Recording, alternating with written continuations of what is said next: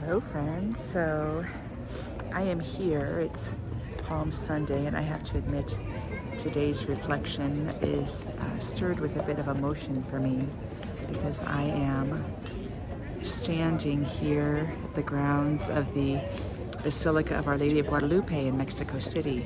So the swelling roof line you see behind me that's got the green hues up to the concrete, that's where the cloak that Mary, Our Lady of Guadalupe, appeared upon Juan Diego's cloak, that's hanging in there, and that's where they hold services in all the buildings, but the popular ones to attend are in there. And I just ebbed in for part of the Palm Sunday service. And then the grounds that you see kind of behind me here, I'm going to hold the phone up. You can see some grounds. Those are original churches, like the original churches where the cloth would have hung maybe about over 100 years ago. And then here where I'm standing, this is the Chapel of Roses that was actually just like a lot of steps, not so cultivated years ago. And what's very powerful for me personally in being here is I was here 40 years ago. And when I had the chance to come again, I thought, well, it makes sense to be here, and to be here on Palm Sunday is pretty significant. You can only imagine the numbers of people that came with palms and the heartfelt devotion through singing that has taken place here. And it got me reflecting a bit on the title of this reflection, Untether Yourself. Because today marks a day that they believe, historically happened, that Jesus rode into Jerusalem on a donkey. Now, of course, we just went through the betrayal, so I'm not going to backtrack for long. Originally, what is recorded as being so is Jesus knew his life was in danger, so he was going to, during this celebration time, stay in the Mount of Olives. And as you saw from the map, that's not that far away from Jerusalem. So he doesn't go with his disciples and followers and friends into Jerusalem. But then, out of nowhere, he starts riding through the gate on a donkey. And out of nowhere, the crowd erupts with joy and bliss and ecstasy. And he says so eloquently, he said, if they were not rising up to shout out with joy, the stones would sing Hosanna in this moment. I'm paraphrasing it, I don't have the sources in front of me. He was so free, wasn't he? He was untethered. Jesus was untethered. And as we move through this Paschal mystery time, where we're lightly letting his life shine a light on our own lives, I think that is the big witness that he gives to us in the few excerpts we have of things he said or things that happened.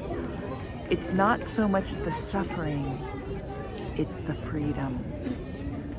We have no idea why he changed his mind and rode into town on a donkey.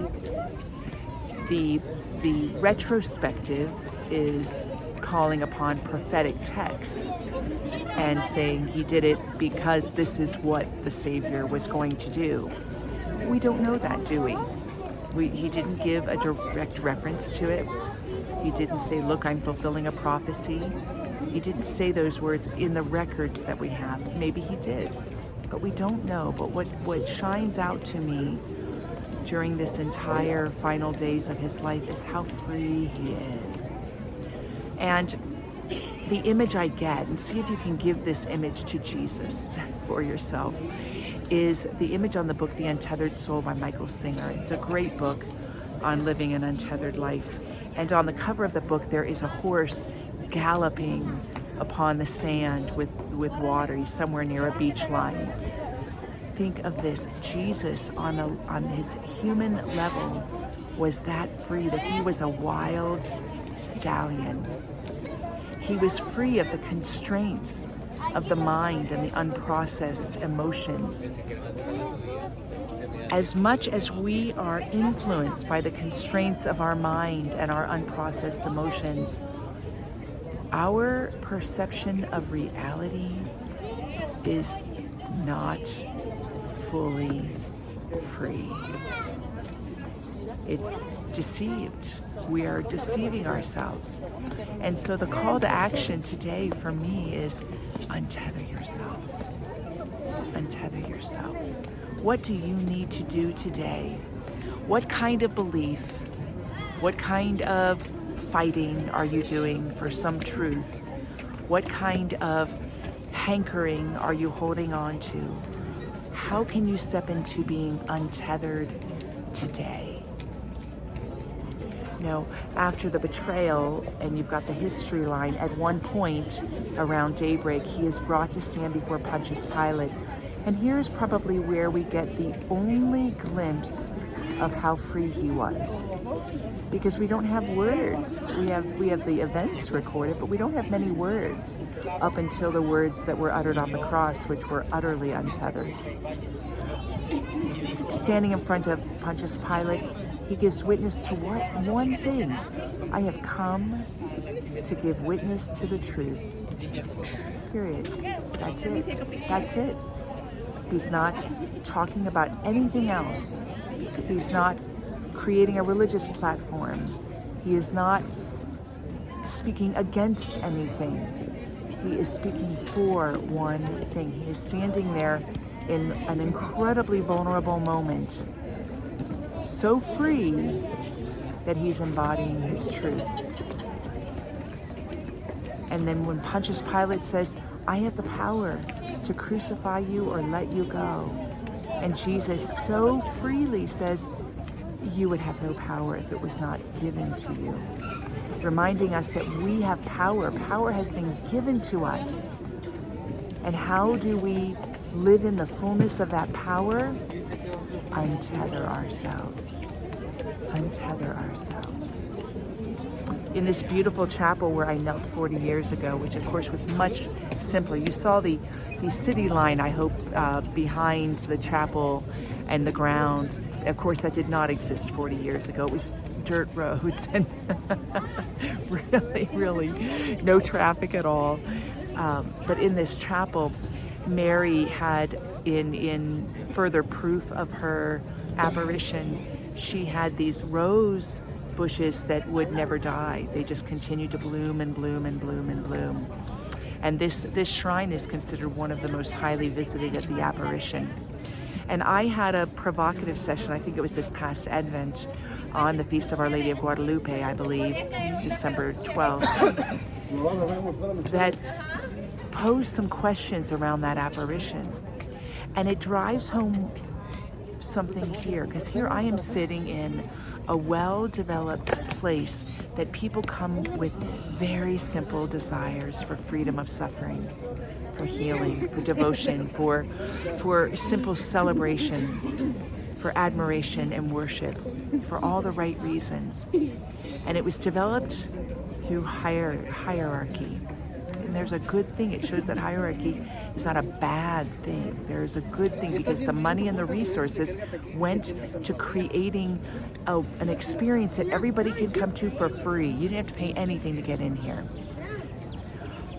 But in the session that I had, that many of you probably know, I'm going to shine a light on that again, but in a different way. When Mary appeared to Juan Diego, it was 1531, and in that time, there had been a lot of conquest and a lot of warring. And I was asking myself yesterday as I was walking around a park and I was in a castle where I was reminding myself of the history, there had just become kind of something of a new Spain nation around that time. Why did the apparition happen then? Why then? Why then? The interpretation was to give further evidence that everybody should convert to Christianity. But is that true? Do we know that? I mean, Mary didn't ask anything like that. She didn't say to Juan Diego, as far as I can see in the text, everybody in this land should convert to Christianity. She came with care, personal care for him. He knew it was Mary, the Mother of God, and she was decked out in the cosmology of the indigenous nation. And she asked that a chapel be built in her name, in her honor. But who was the she that was asking it to be built? Can we let our minds be free of the constraints that structure around all the assumptions that have led to the story that she wanted everybody to become Christian?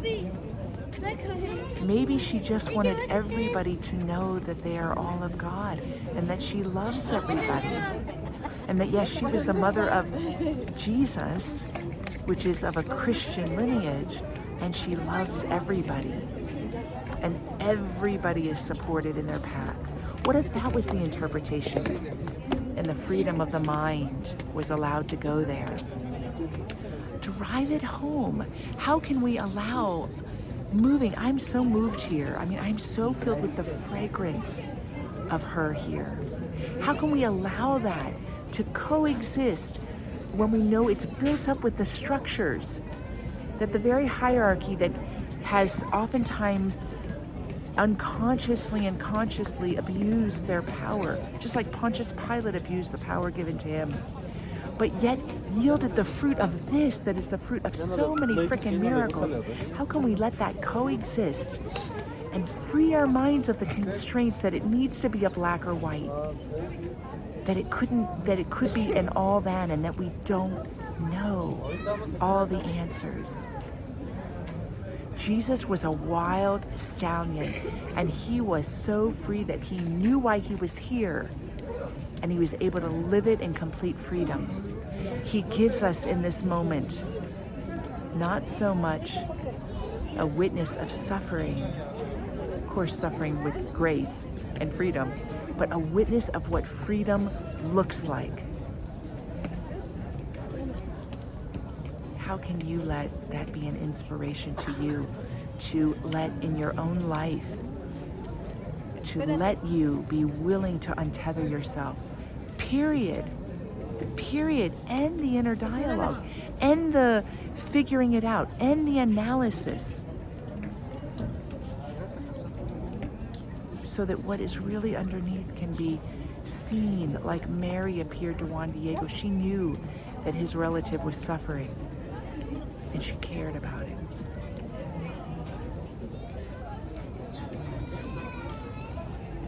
So I'm going to go ahead and do the meditation outside this environment. I think it might be a little bit difficult, but you got a taste here.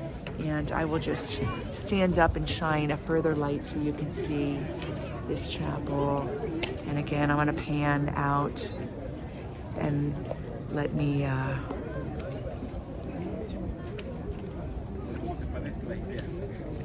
walk over to the Chapel of Roses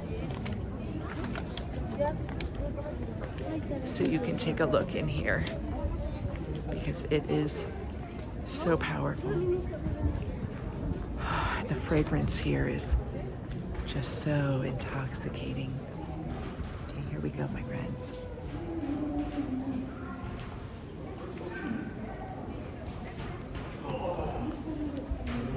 In your untethering, may you be filled with that same fragrance. All right, friends.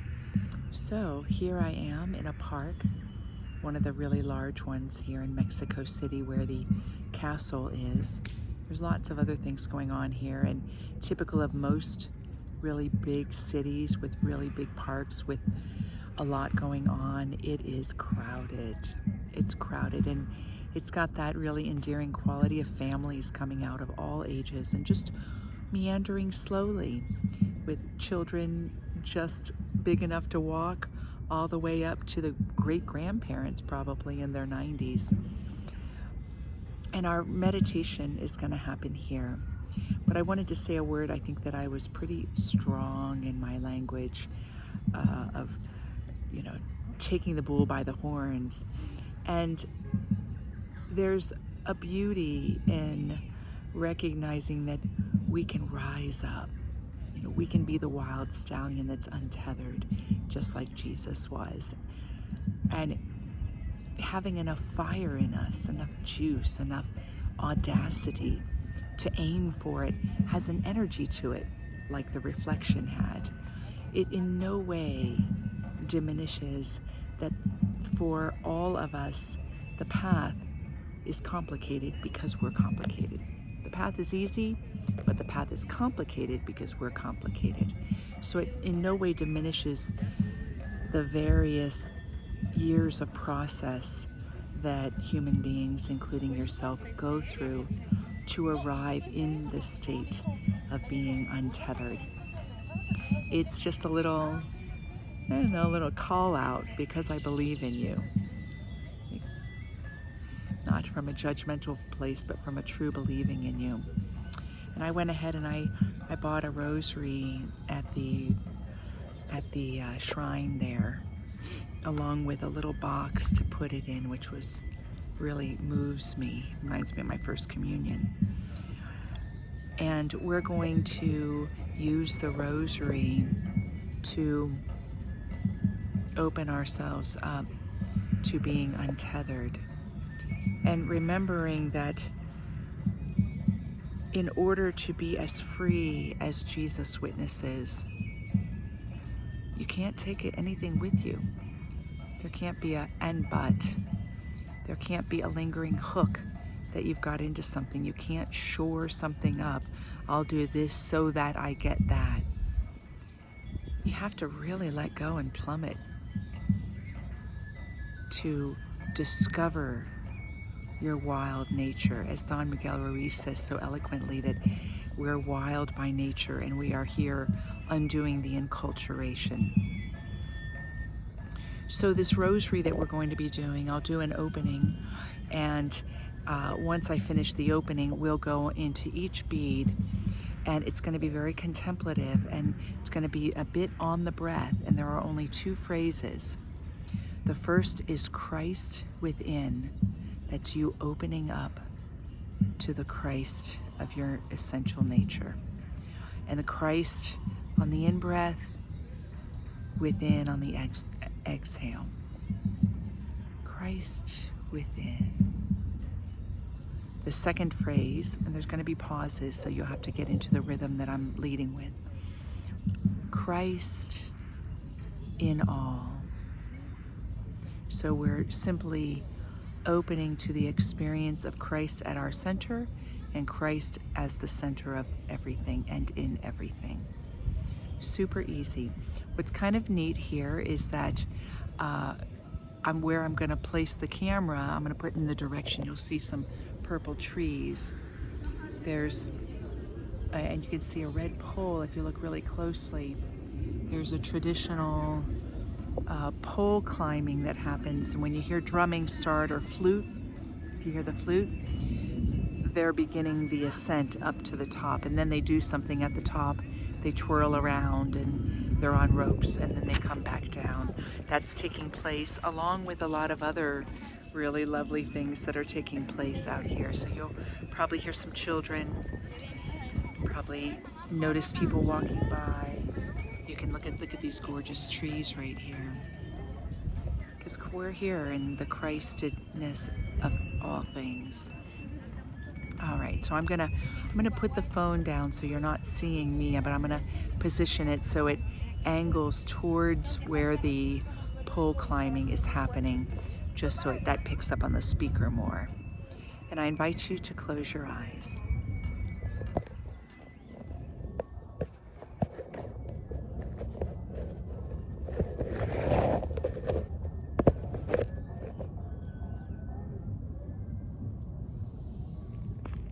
And with your eyes closed, come into contact with your breath.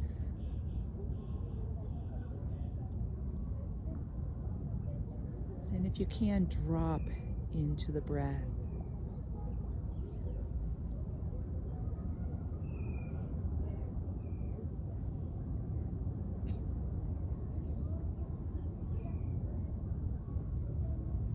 And if you're able to, conjure up an image in your mind and heart of Our Lady of Guadalupe on Juan Diego's cloak. And just picture it within your mind's eye.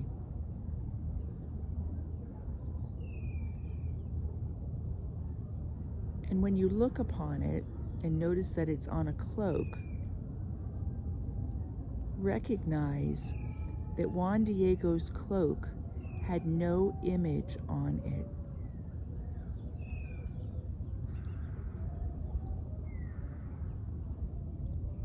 And in order to produce a sign to give credibility, Mary, in the form of Our Lady of Guadalupe, appeared on the cloak. It wasn't painted on. It emerged as part of the very fibers of the cloak. Reflect on the reality of that for a moment.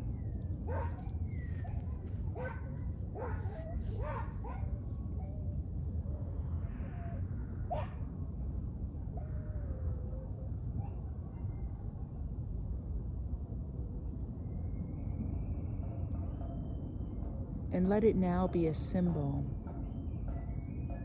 You are the cloak of the divine, and your life is a miracle.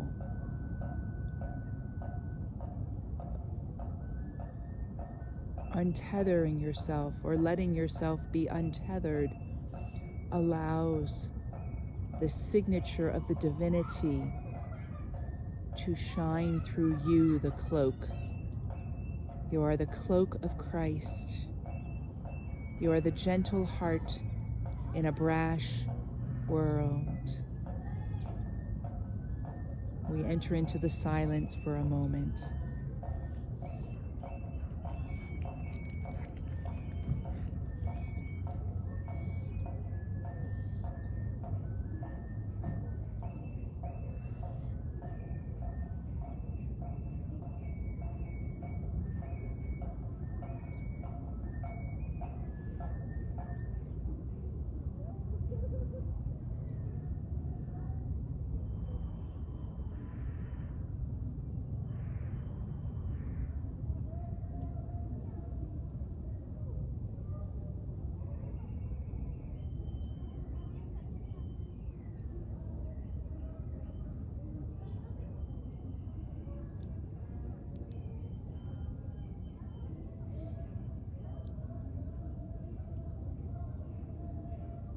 And opening to becoming untethered, letting go of shoring up anything, a plan, a belief, a strategy, a security, letting go of any hooks. You're not doing this for something else.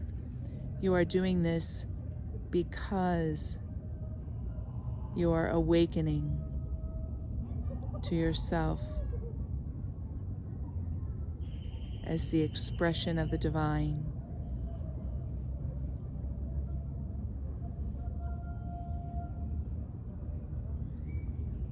And we begin our recitation together. Christ within.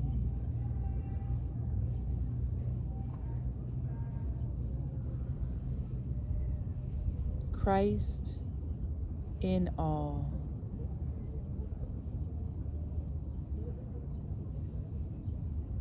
Christ within.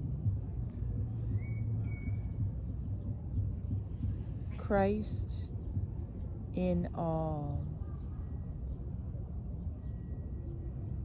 Christ within. Christ in all. Christ within. Christ in all. Christ within. Christ in all. Christ within. Christ in all. Christ within. Christ in all. Christ within. We move into the silence.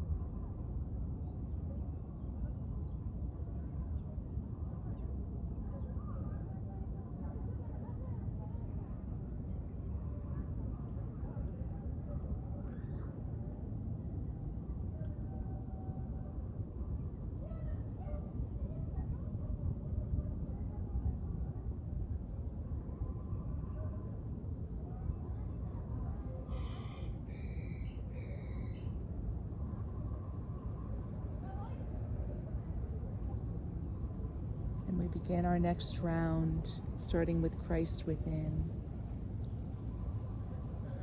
Inhale fully, exhale fully. Christ within. Christ in all. Christ within. Christ in all.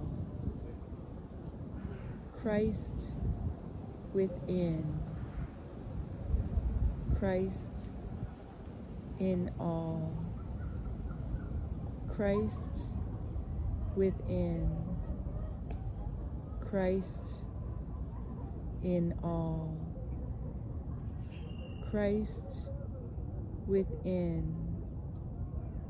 Christ in all. We move back into the silence.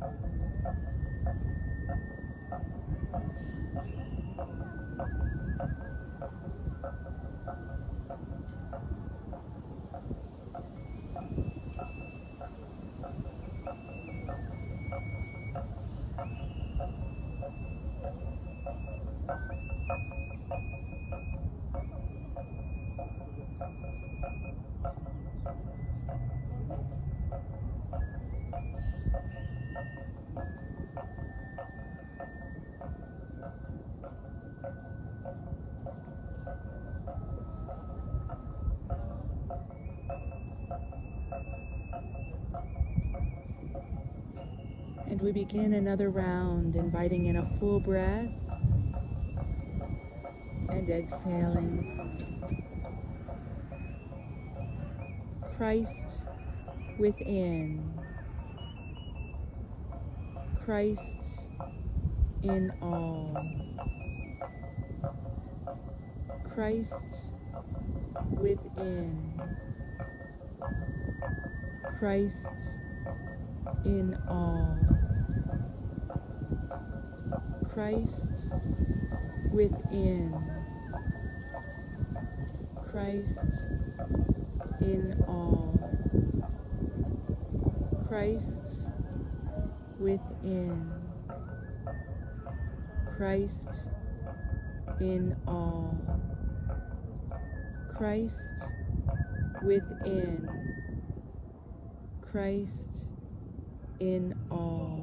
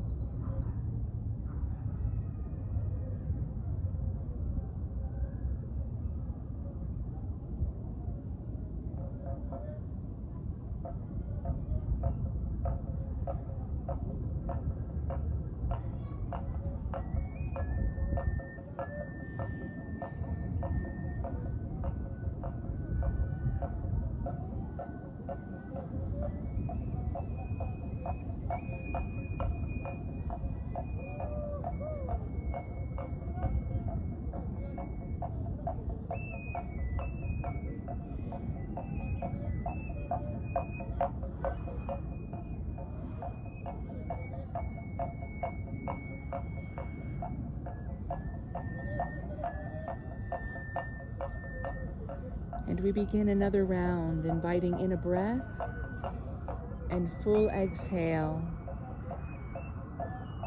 Christ within.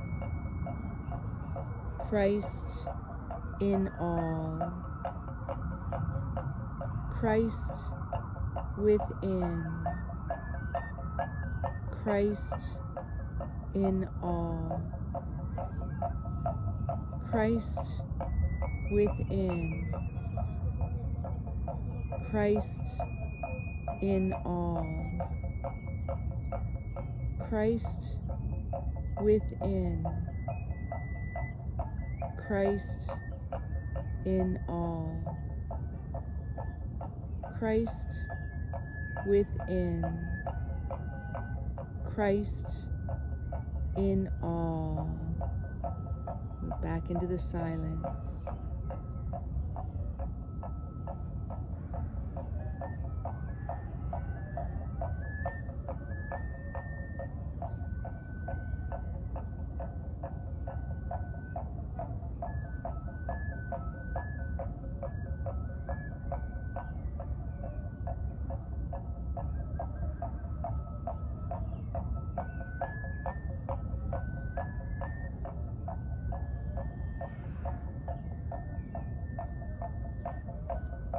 And we have one more round, inviting in a full breath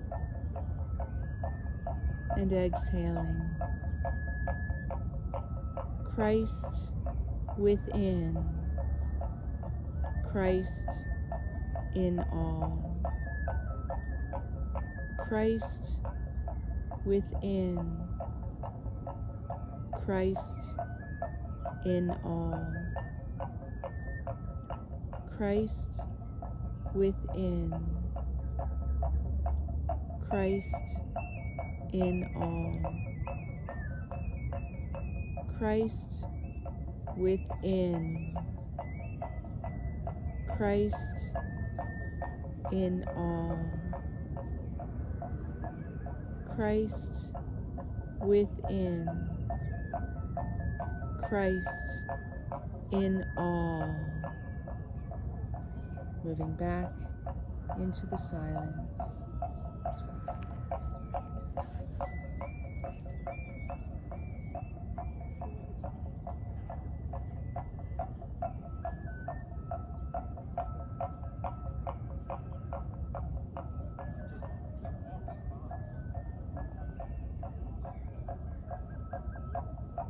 And when you're ready, open your eyes with joy. look out around you. You might, in the recording here, be able to see the swinging ceremonial men.